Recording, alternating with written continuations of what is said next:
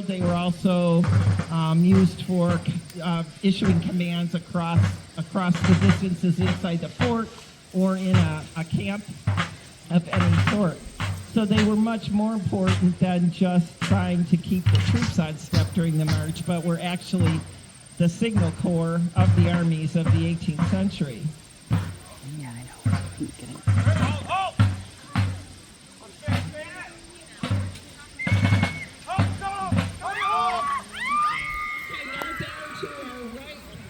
We've got some action. We have troops coming out of the field. I see now down there. So that tells us this is a conference site.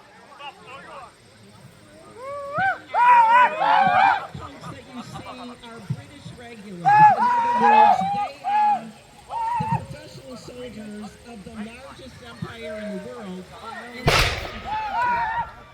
They are well supplied and well trained, and it is their profession to be a soldier. Others that you see out there, you'll notice some Native Americans. And many of the natives during the war. Also some French militia out there.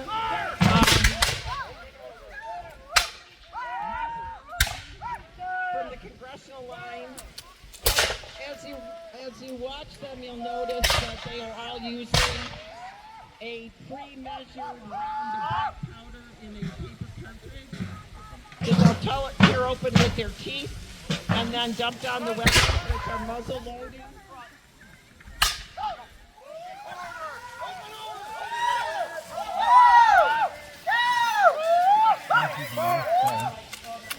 Oh, flash in the pan. Oops. Oops. Black powder is notoriously finicky. The British professionals we'd expect to do a little better, but in fact, we've had some really nice lines for You'll notice there's some British kind of far out in the field. Those are some light dragoons, and they actually are trying to mount a flank attack on the side of the congressional forces in order to distract them from the primary Crown Forces line. I was just going to say, it looks like the Crown is outnumbered.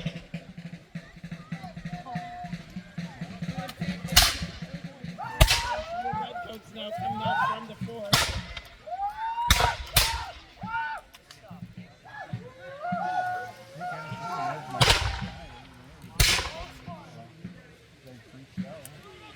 But you'll see that by and large, the two sides are fighting in opposition to each other in straight lines. A most effective way of slowing down the enemy. You'll also notice they will generally be fired by division, so that when one division fires, the division will still be loaded and they can fire, and then the next. Because you don't let your entire side be unloaded simultaneously.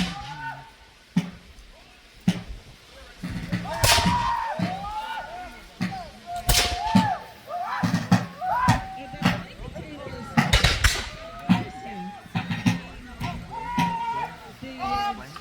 The Crown Forces light cavalry over there, they're not mounted right now, but they are light dragoons, but there are only two of them. They've taken away now the attention of a whole section of the congressional line.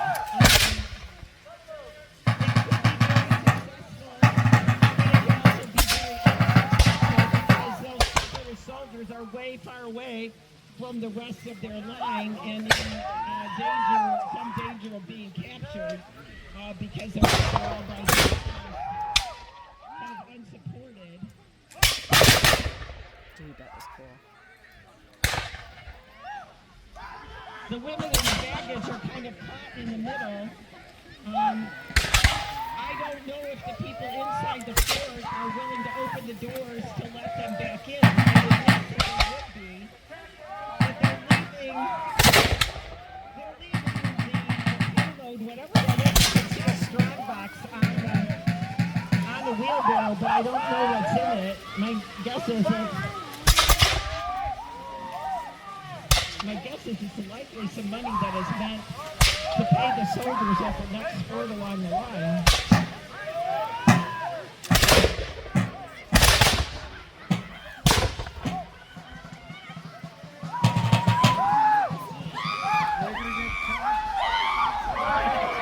Gosh, well, Meigs is being captured by the natives.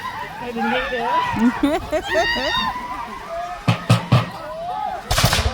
running after her.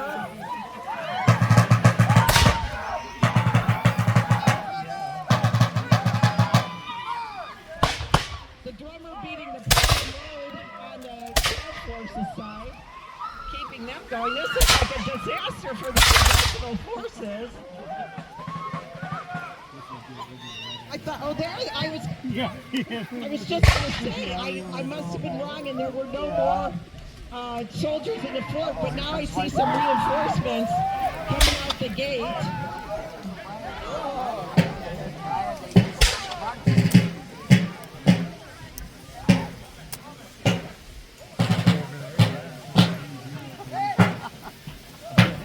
Now I don't know what to predict. They've got the fort gate open. The British could easily get in there. We'll have to see if the reinforcements that have come out of the fort, if they've got anybody else in there, and whether those reinforcements are enough. Oftentimes, congressional troops are enlistments and are pretty ill-trained. But it looks like the congressional forces on the field are holding pretty well. They did stop their retreat upon command of their officer.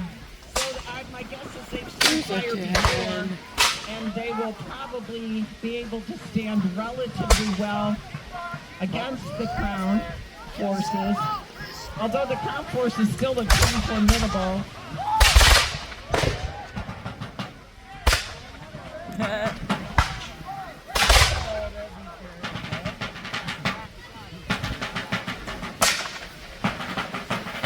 Drummer beating the prime and load again for the center of the British line.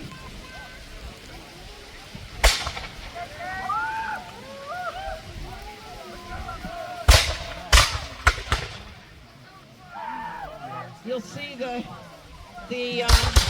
reinforcements have formed from a marching line. They've also brought out an artillery piece. Although I did see the British, looks like they captured the strong box. So they've got hold of whatever was in there.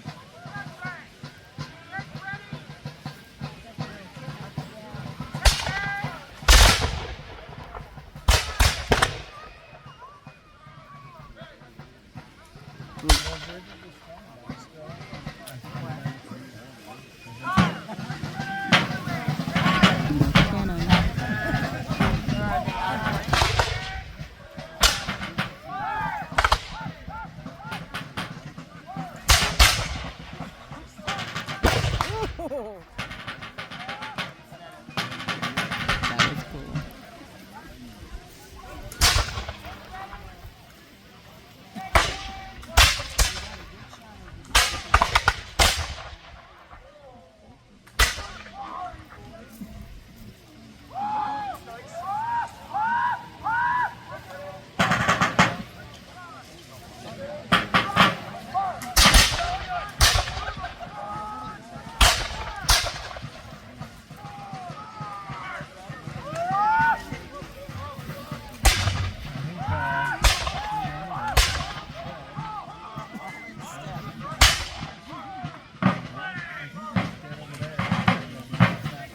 The Congressional forces continue to press forward. Looks like the crowd line is going to retreat a little bit here.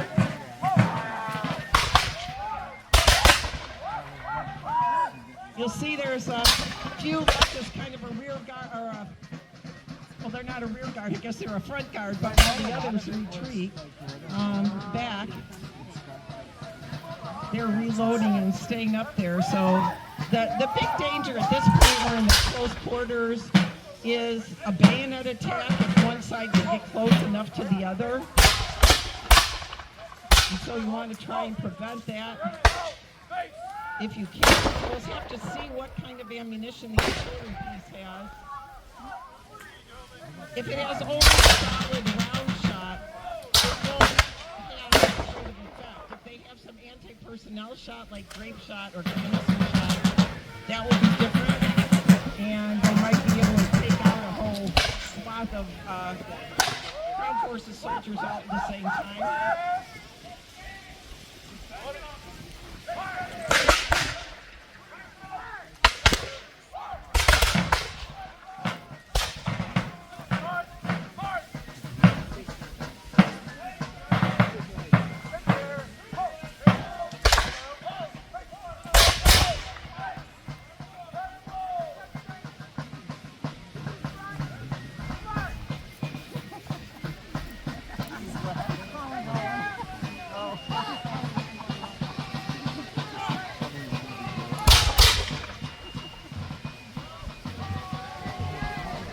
Now, maybe that the British have retreated as a ploy to get the congressional forces further and further away from the fort, as they have a force on the other side of it. We don't know at this point tactically exactly if they're running out of ammunition, if they're concerned by the increased size of the congressional line now.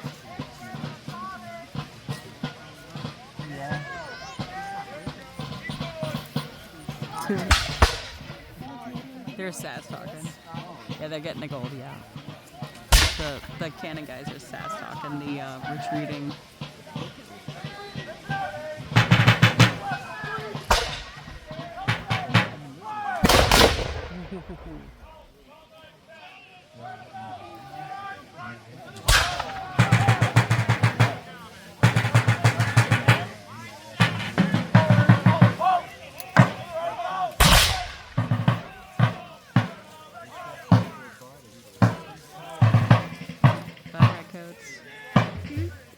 There's a little where you'll see some people trying to help wounded companions off the field that seem to be a little bit out of range. Yeah, now that I look at it a little better, looks like the congressional outnumber the crowd now.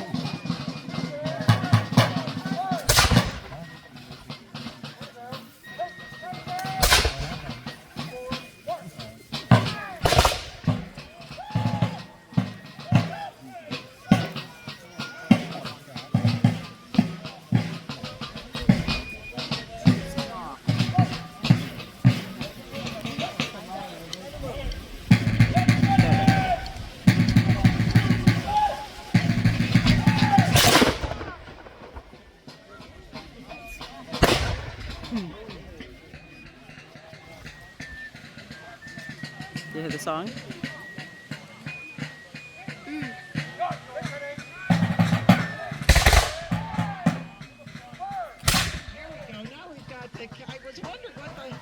Wasn't sure what quite the holdup is. Now the congressional forces starting to move.